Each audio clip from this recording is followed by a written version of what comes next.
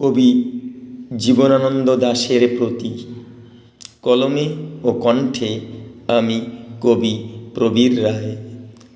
তুমি যদি বেঁচে থাকতে একটা ছোট্ট প্রশ্ন করতাম তোমাকে, বনলতা সেন কে?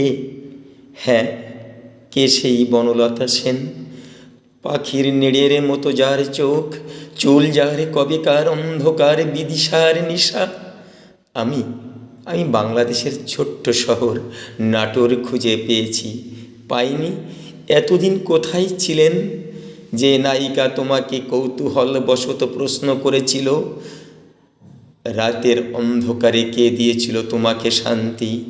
এখনো পাইনি সেই সুন্দরী রমণীকে।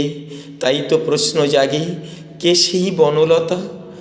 বনলতা সেন, শ্যামলী, সুরঞ্জনা, সুচেতনা, সরোজিনী ও সুজাতা সকলেই পদবীশূন্য। পদবিযুক্ত হয়, প্রশ্ন থেকেই যায়, কে সেই রক্তমাংসের নারী বনলতা সেন? পত্নী লাবণ্য দাস? না না, অসম্ভব। তিনি ছিলেন সাহিত্য চর্চার ঘোর বিরোধী। কবিতা সমালোচনার প্রশ্নে লাবণ্য দাসের উত্তর, আমি কাব্যচর্চার ধার ধারি না। তাই তিনিও নন কাঙ্ক্ষিত বনলতা সেন। 6 এপ্রিল 1931 সুচিত্রা সেনের জন্ম পাবনার নাটোরের কাছে। বনলতা সেন কবিতার প্রকাশকাল 1934। সুচিত্রা সেন 3 বছরের শিশু। হিসাব মেলে না।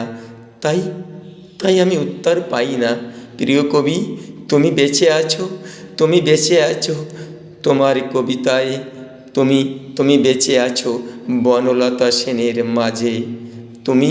তুমি বেঁচে আছো তোমার কবিতায়।